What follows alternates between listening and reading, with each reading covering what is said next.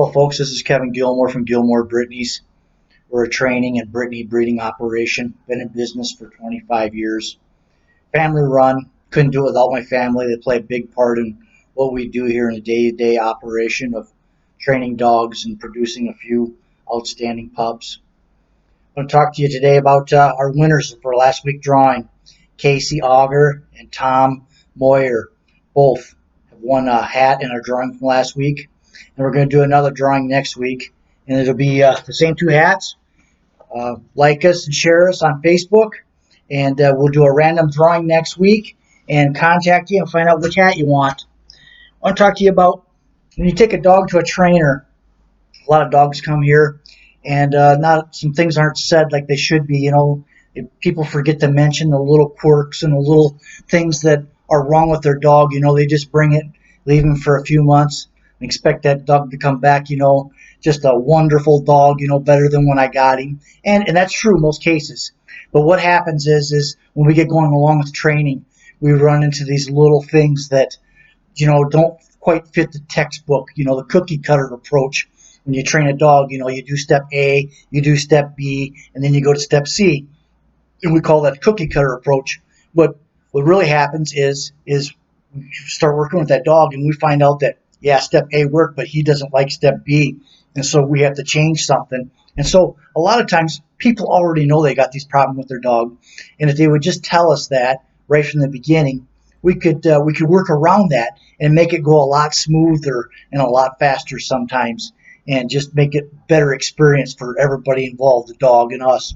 But anyway, one example would be a dog one time came to me. Harry was his name, and Harry was a chicken killer. But nobody told me that when they brought him to us.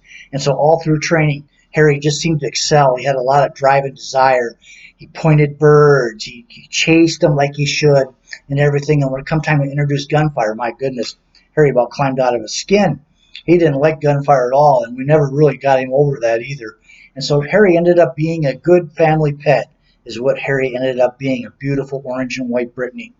But the point is, from the beginning, if they'd have told us that when Harry was killing the neighbor's chickens and they shot him with birdshot a couple of times, that I could have told them right away we're going to have a problem with that dog being gun shy, and got him started with the right dog and saved him a lot of time and a lot of money, because they brought a dog the next year and we got to do it all over again successfully without the chicken killing part. But you know, another important thing is training your pup to come when you call him. And how we do that typically is we get two 20-foot check cords, and I and one of my sons will get on each side of the check cord. We call the dog, say come, say his name, drag him over to us after one call, pet him, tell him what a good dog he is, and then the other guy repeats that. And we do that back and forth, back and forth. You do that for about 5 minutes, 10 minutes at a time for a week. And by the end of that week, that dog's got a pretty good idea what his name is, and he should be coming to you. Now, that's not the end of training him to come to you, but that's making sure that the dog understands that it's his name and that, you know, he needs to come to you, and that's just the beginning of it.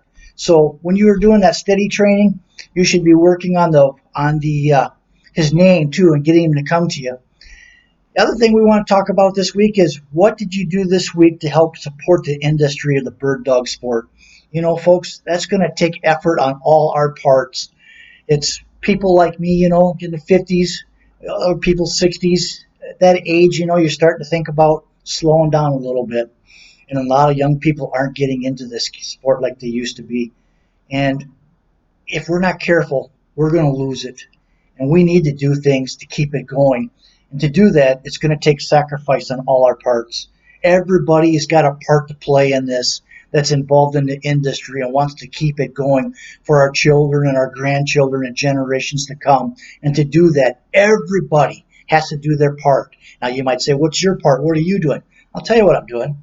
Every once in a while, we find a kid. He can't afford to buy a bird dog. He can't get started with a Brittany or some other bird dog because of the cost.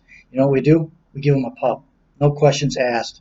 And that's what people have to do, is things like that to keep it going in the industry. You know, if you don't have a puppy to give, maybe you can mentor a hunt, take him to a shooting range, shoot some sporting clays, you know, take him on a turkey hunt, you know, anything in the industry, you know, with a shotgun, doing something with them, you know, take them on a pheasant hunt with your bird dog.